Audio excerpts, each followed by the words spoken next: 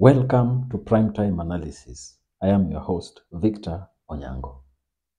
Now, first of all, you'll excuse me for my voice because I'm a little bit under the weather and I may not be perfectly in my normal voice. But still, I believe we can engage together. The biggest news today in Kenya is the High Court's ruling of the unconstitutionality of the 50 CAS appointments that William Ruto made.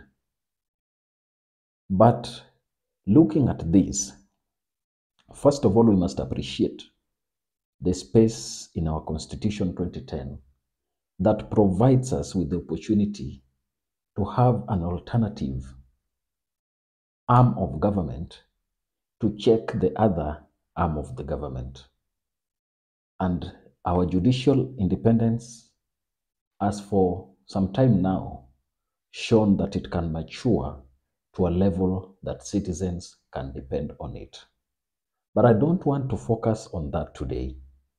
I want us to look at this ruling and ask ourselves certain critical questions. The first question I want us to ask is whether this is really a blow to William Ruto. First of all, you must note that William Ruto, in the whole of his political career, he has never lost any battle. Since he started running in 1997 up to 2022, for every elective seat that he has run for, William Ruto won those seats. And then again, every decision that William Ruto has wanted to go his way has always gone his way. This includes the ICC cases, where we knew they were outside country and those who are responsible would be held liable. But because William Ruto wanted it to be the way it happened, he ensured through all means that that worked in his favor. And for that reason, I want us to ask ourselves this question. Did William Ruto really lose in this ruling? Or was it a plan? As Franklin D. Roosevelt said, that in politics, nothing happens by an accident. And if it happened by an accident, then you should be sure that that is how it was planned to happen. I am of the opinion that from the onset, William Ruto knew that this constitution was abrogated by President Uhuru Kenyatta at the time when he appointed the 47 CASs that he had. And therefore, being that he was a deputy president then, and he had seen how the courts behaved with the president at that time, I do not think for a second that William Ruto would want himself treated the same way President Uhuru Kenyatta was treated by the courts. And therefore, if you ask me, I believe that this ruling was planned to be the way it is.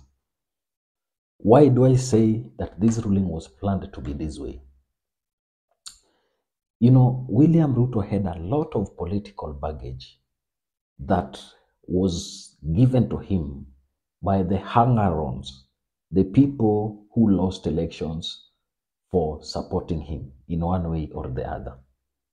And therefore, during the appointments, one thing we noted is that William Ruto is a rewarder of loyalty. And we knew that loyalty was being rewarded. But as it turns out, we look at the critical positions and the constitutionally mandated positions to be filled through presidential appointments. He played smart by appointing serious people inside his circle. I want you to look at those he appointed as CASs. Do you think there is anyone of serious value to William Ruto that was appointed as CAS. I want to put it to you that people William Ruto held in high regard were given appointments as principal secretaries. And that is why you realize that serious dockets in the government, when the minister is a Kikuyu or from a different tribe, he will ensure that the PS is from his tribe and a person who is his close ally. If you look at other appointments also, people he gave state corporation jobs, parastatals, and critical parastatals. People like William Ruto, who is the MD of Kenya Port Authority.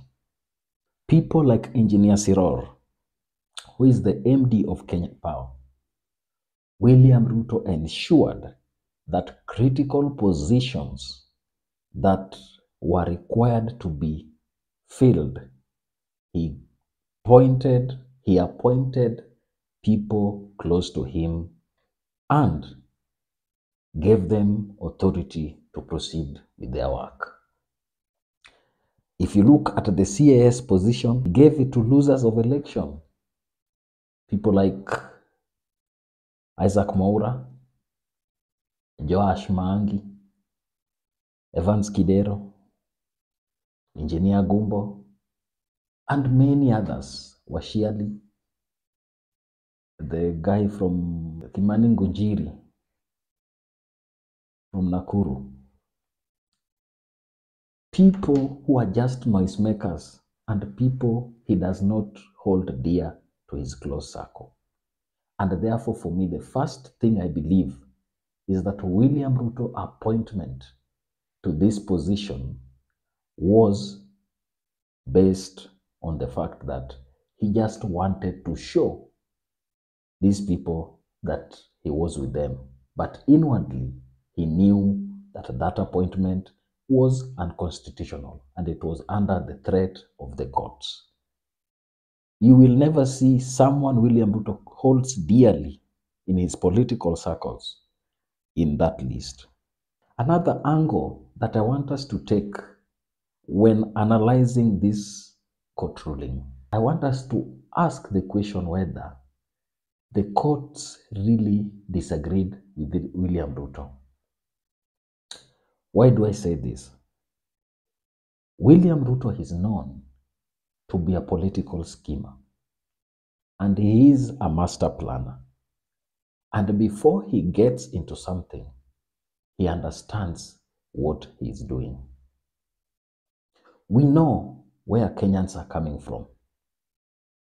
William Ruto passed a finance bill that has been very, very unpopular with Kenyans. Was this ruling a way of assuaging Kenyans from the pain and the anger that they have had against finance bill? Today, when I heard that the ruling was postponed from 9:30 a.m.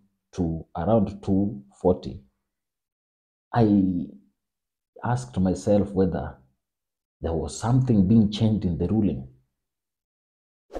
But then again, I said, let me give the courts the benefit of the doubt.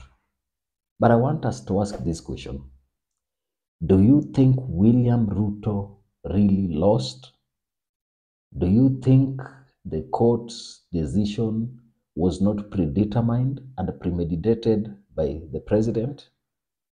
He knew that this ruling was going to come. And in one way or the other, he wanted to make this ruling be about Kenyans. And therefore, having pushed finance bill through the throats of Kenyans by force and by tyranny in parliament, he wanted to show them that regardless of what I have done, please remember that I am still under watch by one arm of the government. And therefore, for me, this could be a psychological ploy that William Ruto has engaged in to ensure that Kenyans have another side of the story, so that they will look at it and see that the courts are there to save them and they can also have something to take home. Remember, if finance bill had passed as it has passed, and then the courts also said that CAS positions are constitutional, the anger among Kenyans would have gone higher. Because if you check, the fares, commuter fares have just increased by around 20 to 30%. Add this to the court ruling telling you that CAS positions are constitutional. Add that with the finance bill and other taxes that you know have been proposed. Kenyans would feel angered. And therefore, for me, just like someone who wants to take a chicken and have it cooked, he will throw some grain, some maize to it, so that it gets that feeling of being at home. Once it gets comfortable, it gets caught and then put under the knife. And this is what I believe William Ruto is also trying to do with Kenyans. William Ruto and the judiciary are one and the same thing. And therefore, if you ask me, these two reasons remain very critical in my mind. The final reason or the final aspect of this analysis that I want us to look at is, could this be a strategy that William Ruto wanted to let go of the baggage that he had after elections? Remember how many people believed that they were going to get into government through William Ruto's presidency. And he has appointed them. But for him to look like he had fulfilled his promise to them, he put them in a lot of fracas. The first thing is here.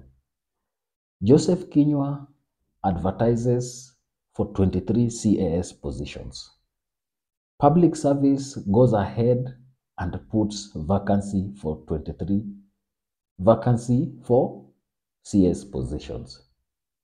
At the time of recruitment, they go and recruit overboard. First of all, that is the first glaring unconstitutionality that is there. For anyone who was appointed and for anyone who participated in this process, you must know that any court will declare this unconstitutional.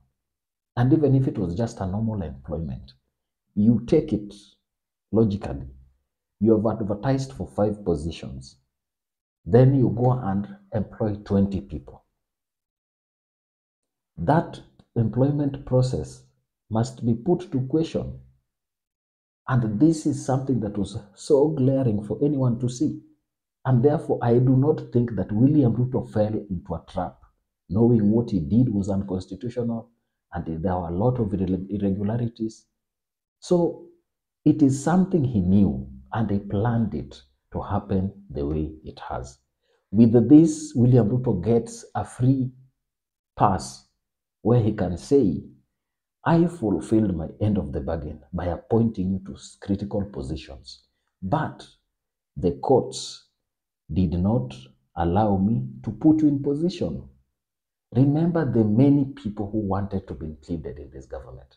And those people, if they were not included immediately, there would be people who are campaigning against William Ruto, especially when right now the cost of living is high.